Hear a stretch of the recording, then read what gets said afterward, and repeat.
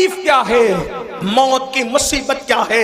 اللہ اکبر، اگر سرہانے بیٹے ایک نہیں 10 بیٹے بھی سرہانے کھڑے ہیں تو باپ کی موت کی تکلیف کو کوئی ایک بیٹا نہیں اٹھا سکتا، کوئی بیٹا اس کو شیئر نہیں کر سکتا، اولاد اس کو شیئر نہیں کر سکتی، بہویں اس کو شیئر نہیں کر سکتی۔ اور موت کی تکلیف کتنی سخت ہے، آئیے اس کی ایک جھلک آپ کو بتا دوں۔ اپنے مسائل کا حل یاد رکھنا صرف تعویذات کے اندر نہیں ہے۔ تعویذات میں ڈوبنے والی میری سنی قوم سن لو، ہر مشکل کا علاج تعویذ نہیں ہے۔ تعویذات میں سحر اور جادو کا علاج تو ہو سکتا ہے، لیکن ہر مشکل کا علاج نہیں ہے، ہر مصیبت کا علاج نہیں ہے۔ تعویذات پر تکیہ کر کے بیٹھنے والی میری قوم، تیرے لیے تو اللہ کے رسول نے نسخہ کیمیا عطا کیا ہے۔ سن لو موت کی تکلیف کیا ہے۔ اللہ اکبر، صحابی رسول حضرت سیدنا عمرو ابن عاص رضی اللہ تعالیٰ عنہ ارشاد فرماتے ہیں، جس کو فقی ابو اللیث سمرقندی لکھتے ہیں، کیا لکھتے ہیں؟ اللہ اکبر، جب کوئی انسان دنیا سے جا رہا ہو، جب کسی کی روح نکل رہی ہو، جب کسی کو موت آ رہی ہو، اللہ اکبر، یہاں نیک اور بد کی تمیز نہیں ہے، یہ نیک اور گنہگار کی ابھی یہاں پر تفریق نہیں ہے، یا مطلقاً سب کے لیے بیان کیا جا رہا ہے۔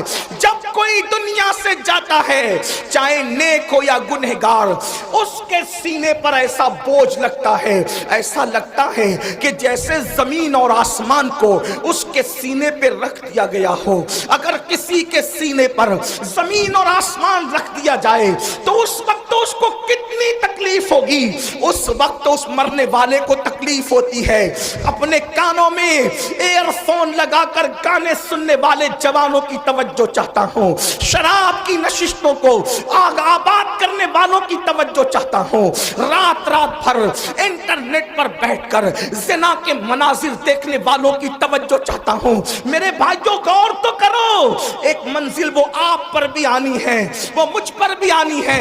وہ منزل کون سی ہے؟ وہ موت کی منزل ہے، وہ گھاٹی موت کی گھاٹی ہے، مرنا سب کو ہے۔ اللہ اللہ، صحابی رسول حضرت عمرو ابن عاص رضی اللہ تعالیٰ عنہ کہتے ہیں، زمین اور آسمان اگر کسی کے سینے پہ سمیٹ کر رکھ دیا جائے تو اس وقت جو اس کی تکلیف ہوگی وہ تکلیف مرنے والے کو ہوتی ہے۔ ذرا تصور کرو، اگر گھر کا پنکھا سینے پہ گر جائے ہم برداشت نہیں کر سکتے، اللہ اکبر، سینے پہ پتھر لگ جائے ہم برداشت نہیں کر سکتے، ڈرائیونگ کرتے وقت اگر کار کی اسٹیئرنگ سینے پر آ جائے ہم برداشت نہیں کر سکتے۔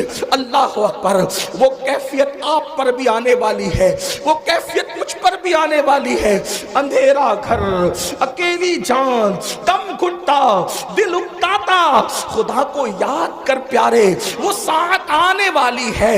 اللہ اکبر، سینے پہ زمین اور آسمان کو رکھ دیا جائے تو وہ تکلیف نہ ہوگی، مرتے وقت وہ تکلیف ہوگی۔ اس کے بعد حضرت سیدنا عمرو ابن عاص رضی اللہ تعالیٰ فرماتے ہیں، اتنی سی پہ بس نہیں، جب مرنے والا سانس لیتا ہے تو اس کو ایسا لگتا ہے کہ جیسے وہ ناک کے سوراخ سے سانس نہیں لے رہا ہے، وہ ناک کے سوراخ سے سانس نہیں لے رہا ہے، اس کو ایسا تنگ کر دیا جاتا ہے ناک کے سوراخ کو، اس کو یوں لگتا ہے جیسے وہ سوئی کے ناکے سے سانس لے رہا ہے۔ اتنا تنگ کر دیا جاتا ہے، اتنا تنگ کر دیا جاتا ہے کہ یوں لگتا ہے کہ جیسے وہ سوئی کے ناکے سے سانس لے رہا ہے۔ میرے پیارے آقا صلی اللہ علیہ وآلہ وسلم کے پیارے دیوانوں، اسی پر بس نہیں، حضرت سیدنا عمرو ابن عاص فرماتے ہیں، اللہ اکبر،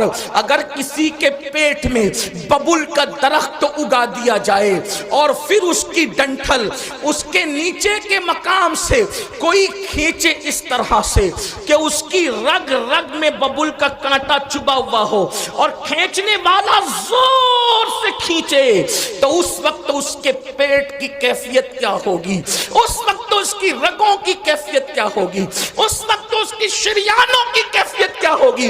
عمرو ابن عاص کہتے ہیں جب روح نکلتی ہے تو ایسا لگتا ہے کہ جیسے ببول کا کانٹا का दरख्त पेट में उगाकर कोई नीचे से खींच रहा है, ये कैफियत होती है मरने वाले की।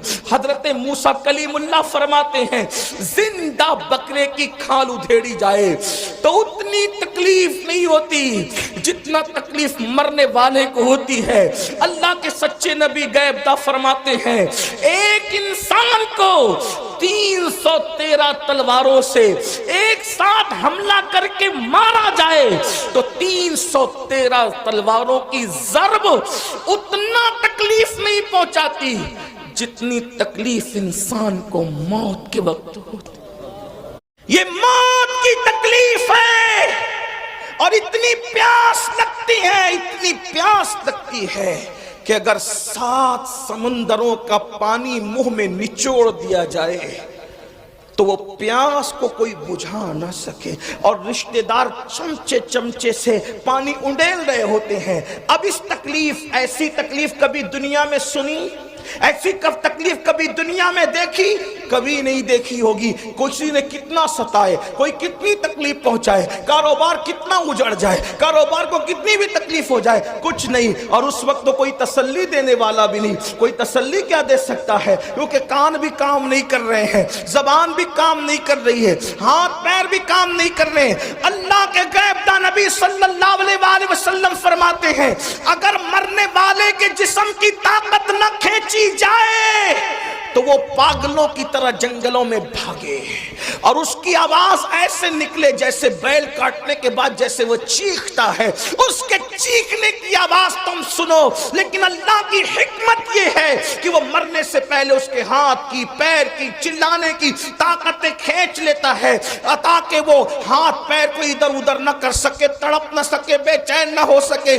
अगर लोग मरने वाले की उस मौत की कैफियत को जान ले तो शादियां करना छोड़ दें, शादीशुदा बीवियों के पास जाना छोड़ दें, फरमाया अच्छे कपड़े पहनना छोड़ दें, अच्छा खाना खाना छोड़ दें और लोग इस्तिग़फ़ार करते हुए जंगलों में पागलों की तरह भटकते रहे।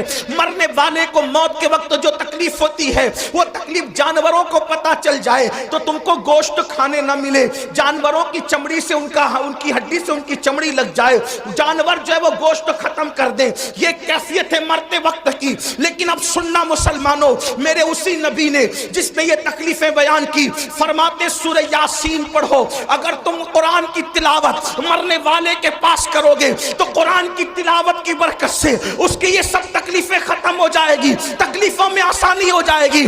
अब मैं पूछना चाहता हूं, जिस कुरान की बरकत से, जिस कुरान की बरकत से मौत की तकलीफ आसान हो सकती है, उस कुरान की बरकत से जिंदगियों की तकलीफ क्यों आसान नहीं हो सकती? अंदाजा फरमाए। और फिर अल्लाह अकबर, अल्लाह अकबर, वहां कुरान की तिलावत वो खुद नहीं कर रहा है मरने वाला, तवज्जो करें, कुरान की तिलावत वो खुद नहीं कर रहा है, दूसरा करे उसके पास बैठकर तो उसको यूं बरकतें नसीब हो जाए। जब दूसरे की तिलावत की बरकतों का ये आलम है, अगर इंसान कुरान की खुद तिलावत करे तो बरकतों का आलम क्या हो। कुरान का दामन पकड़ो और कुरान पर अमल करो। कुरान मुकद्दस की सिर्फ तिलावत न करो बल्कि कुरान पर अमल करो। आप ये जो सुनते हैं ना, कुरान को थामने वाली कौन?